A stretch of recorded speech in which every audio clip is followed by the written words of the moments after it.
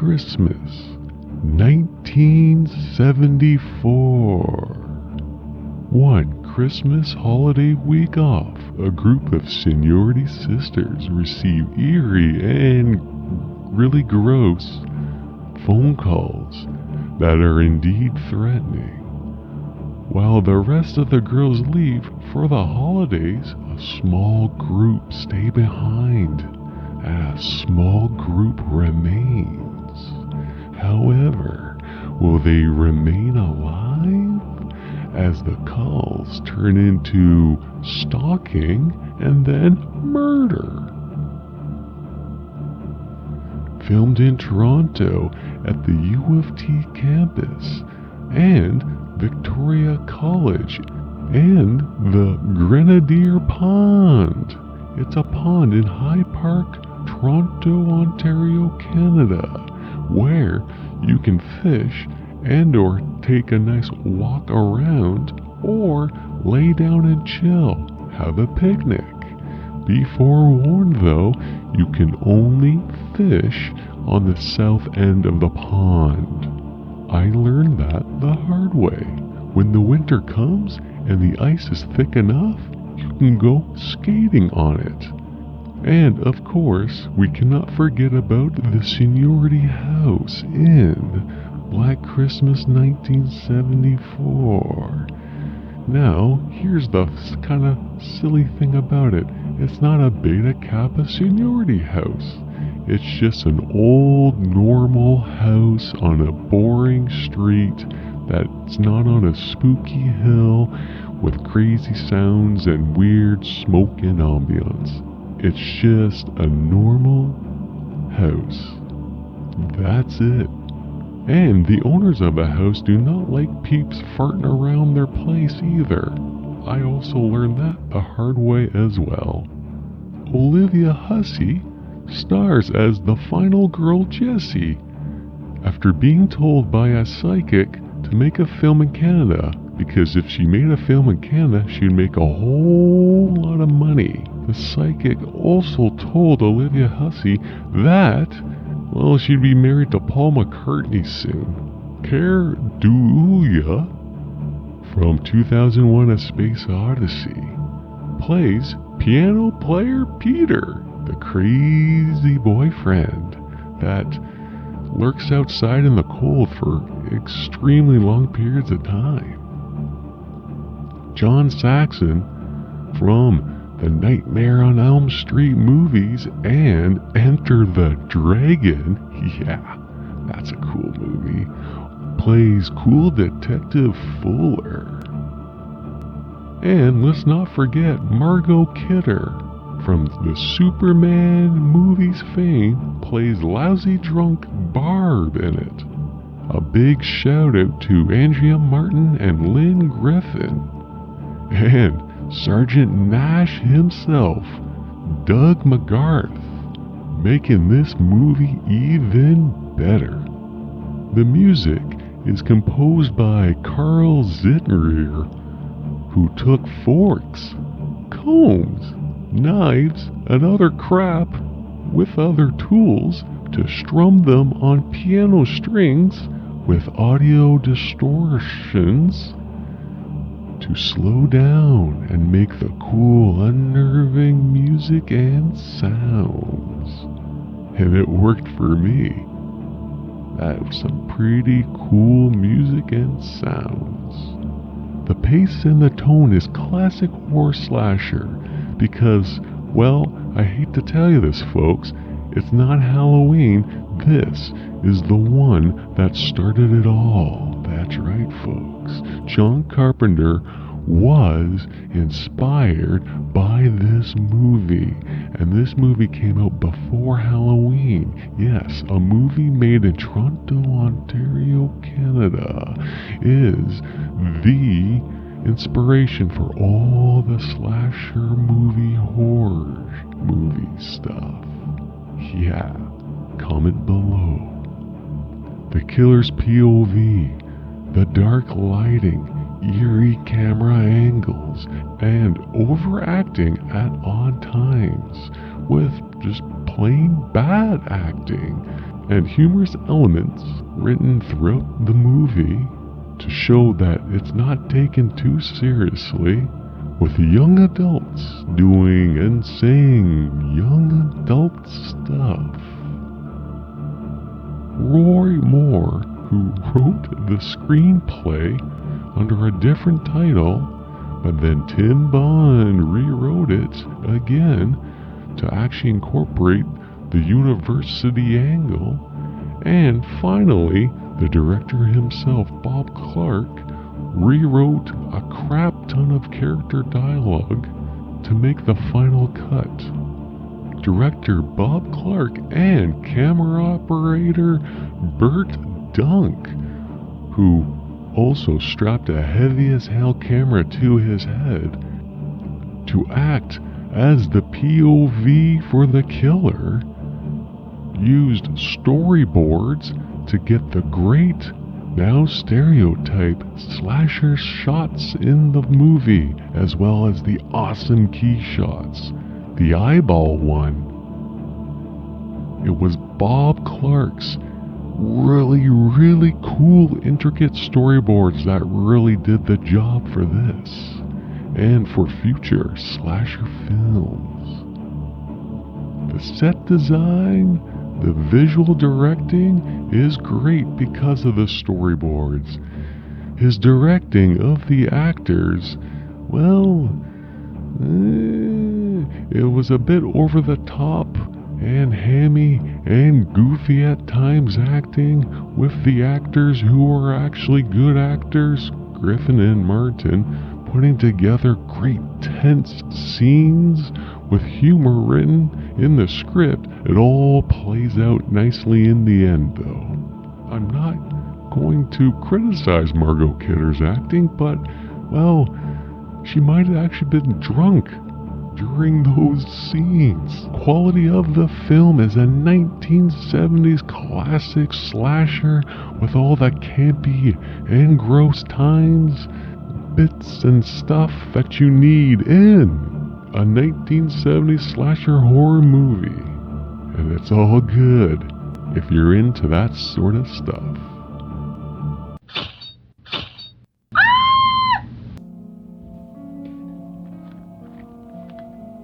Alright, this is all spoilers at this point of the video, and so let's get into it.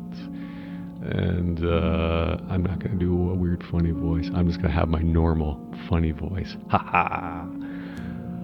The start of the movie is absolutely awesome. It's such a cool movie. Black Christmas. It's campy. It's fun. It has all sorts of good jump scares. That turns out it's actually, some of them are real jump scares. The actress who plays Griffin, the very first seniority girl that gets killed on screen, was saying that it was actually a jump scare. When he jumped out of the closet, it was a real jump scare from her point of view. The cool thing about that being that she didn't know when Bert was gonna jump out of the closet to scare her, so she kept on walking up to the closet. He sat there with a heavy-ass camera on his head, and he waited and waited until he thought it was an appropriate time to jump out. And it actually worked out well, because it looks like she got the crap scared out of her, and she did in real life. So that's a cool little moment there. The start of the movie is so cool because you get kind of the Christmas atmosphere. You get that you get someone running around in the dark at the very beginning, and then you finally get to see the POV of the killer walking around outside, and then he goes up like the little lattice there, and you can tell right away that he couldn't actually climb up the actual lattice because it's incredibly unsafe, and he had a giant camera on his head. So they did their best job of him kind of like showing that he's climbing up it, and just like the ladder, he's climbing down the ladder, and he kind of walks away. You can tell that he didn't actually climb up or down stuff because it was just physically impossible to do, and they did a really good job of covering that up, I think, for the most part. You do notice that there's boom mics kind of overhead sometimes, especially when the seniority girls get together for the first phone call. There's a big old boom mic just hovering above them, but it's forgivable for me because when you do something like this, it's like an indie movie, right? So you're allowed wiggle room for stuff like this. I find, especially with all the rewrites to the script that they ended up doing for this movie. The original writer had this idea based off of real events of a kid, killing a family in Montreal, and you can look into that further on Wikipedia and stuff like that if you want, but I won't really cover it here. But he took that idea, and then he took this 1970s little folklore scare, which is a creepypasta for today's standards, and it is The Caller Upstairs. So you have a babysitter, she's watching over the kids, and then you get these creepy calls from this guy. And then as the story goes on and progresses, she finds out through the cop or the person reaching out to her that the call is coming from inside the house. And it was a 1970s folklore tale, as I stated, and it's cool.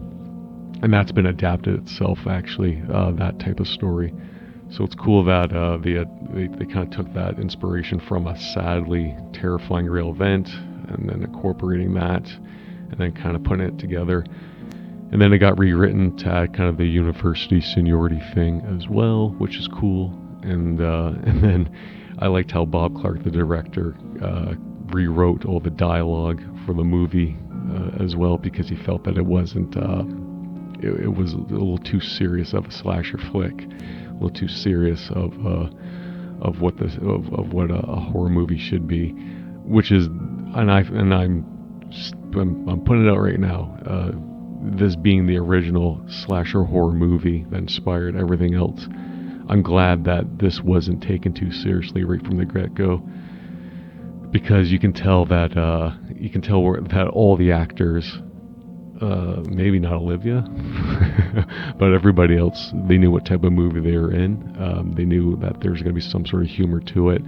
There's a scene in particular where the den mother is trying to cover up this peace sign of people having sex with her hand to try to bring respectability to her seniority house that she runs, and the father of the missing first murdered girl is having none of it. So I like how that kind of cover up. I like how they have the den mother walking around finding hiding spots for her liquor bottles and stuff like that. At the beginning of the movie too, you kind of look at Margot Kidder. She's obviously neglected from her mother and all that, so that's why she drinks, and that's why she's lewd and rude and out of sorts. But as the movie goes on, you can tell that the dialogue and the characters, they kind of take a weird turn of just comical, with the fellatio prank to the cop and all that. And I like that. I like that on movies, on slasher horror flicks. My favorite slasher horror flicks that I will not cover because they're not Canadian and they're not filmed in Canada is Child's Play 2 and 3, because they take the tone of Chucky and then they just turn it upside down with humor and dark comedy and stuff like that. And I love, and that's what I love about horror flicks, because to me a great horror flick is not taking itself too seriously, having fun with it, and having dark comedy and little bits of cheesy, stupid humor in it throughout the movie. And you can't beat that stuff. And if you follow my channel, and if you follow the stuff that I've done in the past, and everything I've written and done on this channel with the videos, you'll find that same amount of humor is for everything I've written down and everything I've recorded and done. Has that campiness to it, has that stupid humor to it, has that, that bit of half-assedness to it. And that's what I love about Black Christmas 1974. As the movie progresses, the killer, I think the killer only gets maybe about 7 or 8 people. He kills a cop out in the car, and he kills the 2 friends that stayed behind, stuff like that. but you also find out that he's possibly responsible for the killing of a little girl that they find in the by the pond there, and it kind of gets serious there for a little bit, because it's a 13-year-old girl that goes missing, and then you're really kind of you're alarmed by it, because the characters are talking about someone that got raped and taken advantage of earlier before that. So you kind of start to think to yourself, oh, this poor little 13-year-old movie character possibly met the same demise as the characters and all that. So it gets kind of serious there, and it kind of brings it to a serious tone. And then it amazingly enough, it goes right back to this laughing detective who finds out about the fellatio bit. Like, the scene is like seconds, less than a minute later, from this huge reveal that they found this little girl in the woods. So some of the humor doesn't really translate too well to good editing, but it's still to me, it's still a funny movie with gags and lightheartedness for the most part, other than that one scene there. And once you get back from that scene, things start to get put together. They bug the phone, and when they bug the phone, you find out, that the call was coming from inside the house, and then you have Sergeant Nash doing his best, lame cop acting, dumbass cop, and he does a really good job of of explaining to the final girl what the hell's going down and what's going on. And I love that bit. The weird, jealous, insane boyfriend who smashes up his piano is a classic trope now, where you look at, he's the main guy. Like, everyone says, yeah, like, as the movie viewer, as the person viewing the movie, that's the easiest trope that you can ever do now is, well, that's clearly the character that's killing everybody. And I like how Black Christmas 1974 did it first, really, right? Because you're all pointing the finger at this guy, and I think the actor does a great job of acting crazy, doing crazy stuff, and pretty much making it legit that, yes, I am the crazy killer. And the cool thing about it is he wasn't. He was just a crazy boyfriend who lost his mind because he found out his girlfriend was pregnant, and he's acting crazy, standing outside the house for hours on end in the cold, and smashing windows and acting weird. And it was a nice little thing that they did. Because when I first saw this movie, and it was years and years ago, but when I first saw this movie, I fell into that. I was convinced that it was the boyfriend, and so much so because I didn't believe that the writing was going to do a twist like that. That they weren't going to do anything like that. That they weren't going to have this original sort of twist to it.